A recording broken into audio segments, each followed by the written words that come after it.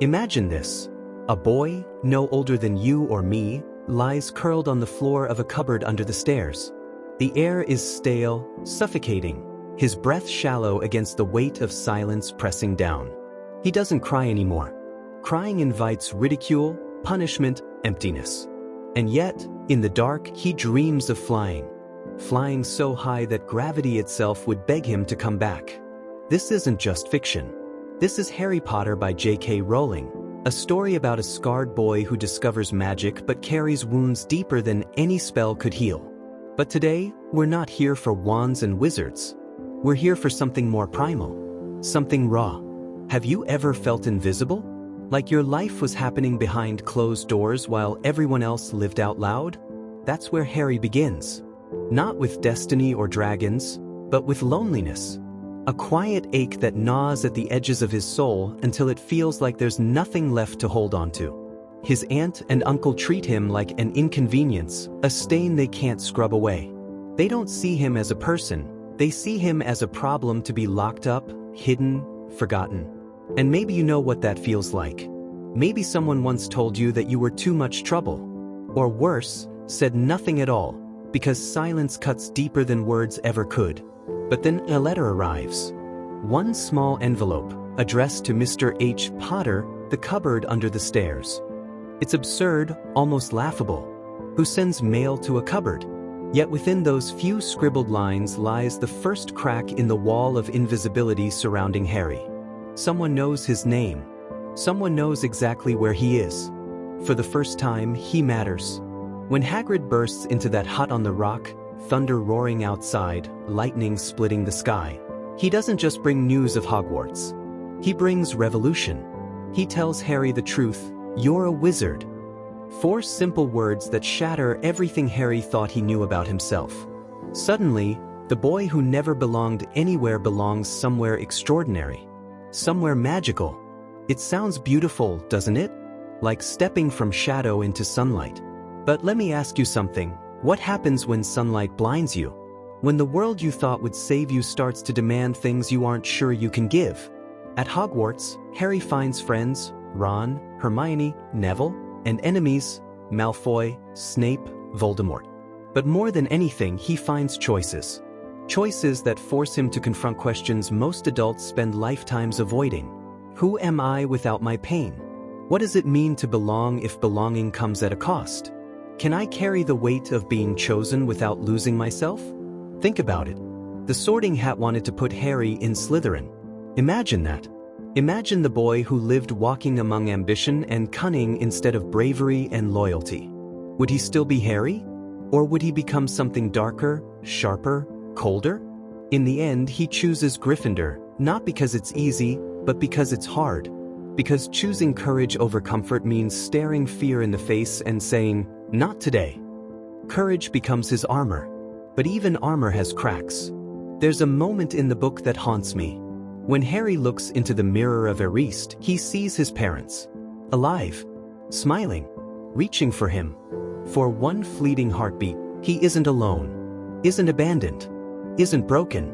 The mirror shows him not what he wants, but what he needs. A family, love, connection. And Dumbledore warns him, it does not do to dwell on dreams and forget to live. Isn't that the tragedy of longing? To want something so desperately that it consumes you even as you try to move forward? Harry learns this lesson the hard way. Dreams are dangerous. They pull you backward when life demands you step ahead. Yet how do you walk away from the reflection of a love you've never known? The brilliance of this story isn't in its spells or secrets. It's in its humanity. Every character is wrestling with their own ghosts. Ron battles jealousy, the constant comparison to brothers who seem larger than life. Hermione struggles with perfectionism, terrified of failure because she's been told her worth depends on it.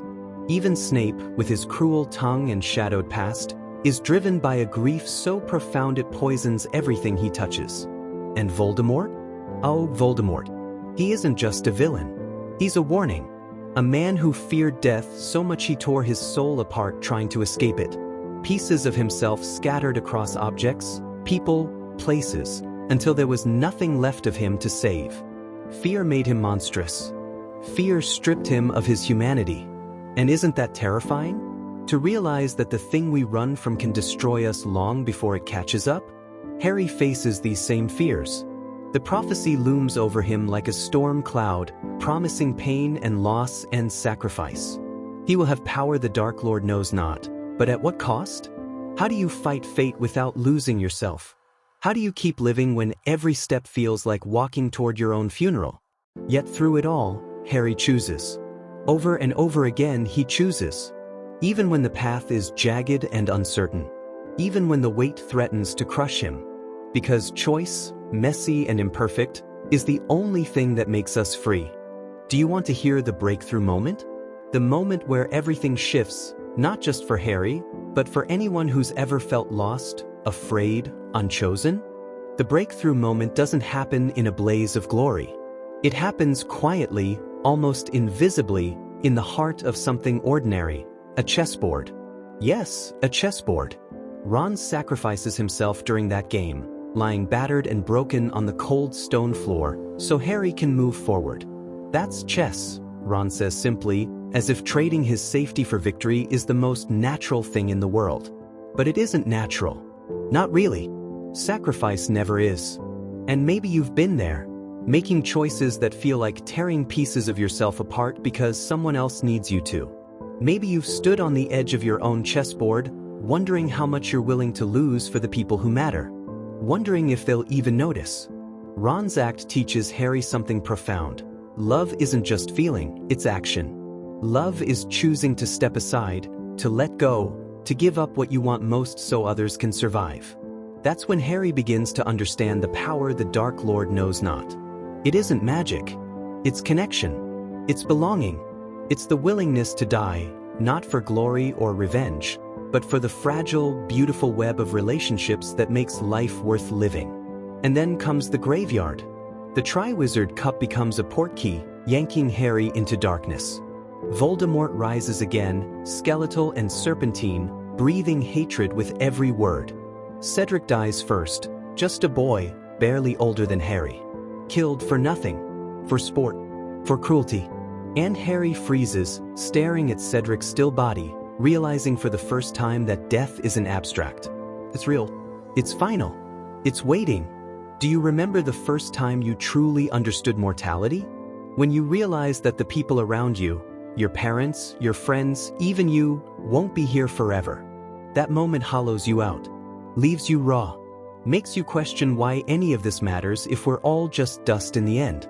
Harry could have stayed frozen, could have let despair swallow him whole. But he doesn't. Instead, he fights. Not because he thinks he'll win, but because fighting is what keeps him alive. Fighting is what honors Cedric. Fighting is what proves Voldemort wrong about the human spirit, that it bends, breaks, but never bows completely. Even as Voldemort taunts him, calling him weak, calling him alone, Harry clings to one truth: he isn't alone. Not really. His wand connects with Voldemort's, and echoes of the dead rise from the ether. His parents, Cedric, even old Professor Lupin. Ghosts, memories, fragments of love. They surround him, shielding him, reminding him that he carries their strength inside him. That he is more than just a boy with a scar. He is the sum of everyone who ever loved him. Isn't that breathtaking? To realize that the people we lose don't vanish entirely? They live in the way we speak, the way we laugh, the way we stand tall when the world tries to push us down. Love leaves fingerprints on our souls. Indelible marks that shape us long after the hands that gave them are gone. By the time Harry faces Voldemort for the last time, he knows what it means to die. Not the dramatic, heroic kind of death sold in legends, but the quiet surrender of letting go. Of trusting that the people you leave behind will carry your light. So when he walks into the Forbidden Forest, ready to sacrifice himself, he does it not out of duty, but out of love. Love for Neville, for Luna, for Ginny, for all the broken, brave hearts fighting alongside him. And here's the twist, the part that makes your chest ache with its simplicity. Harry survives. Because love protects. Because Lily's sacrifice created a shield stronger than any curse. Because the bonds we forge are unbreakable, even by death itself. So now I ask you, What will you do with your scars? Will you hide them, ashamed of the pain they represent? Or will you wear them like badges of honor, reminders of battles fought and survived? Because here's the secret Harry learns, and the one I hope you take with you today: scars aren't signs of weakness. They're proof of resilience. Proof that you kept going when the world tried to stop you. The last chapter shows Harry years later, sending his own son off to Hogwarts.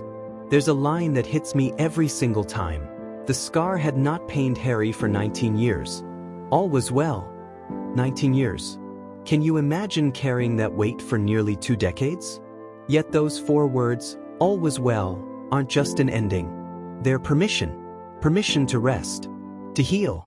To believe that even after everything, peace is possible. Because stories like Harry's aren't written to escape reality. They're written to remind us of who we are beneath the chaos. Beneath the fear. Beneath the grief. We are survivors. Dreamers. Fighters. Believers. And no matter how dark the night gets, dawn always comes. So tell me, what will you choose today? Will you stay hidden in the cupboard under the stairs, waiting for someone to find you?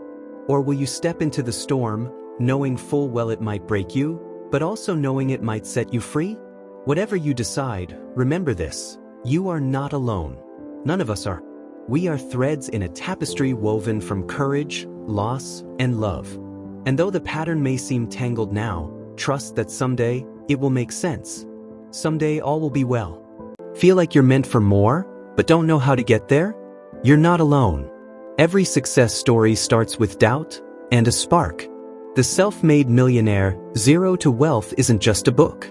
It's your roadmap to purpose, confidence, and success, built on real lessons from real millionaires. One reader said, "It didn't feel like a book. It felt like my future talking to me." Inside, you'll find the exact mindset and principles used by the world's most successful people. No fluff, just real, life-changing wisdom. Ready to take the first step? Get it 100% free. Just subscribe and comment "book" below.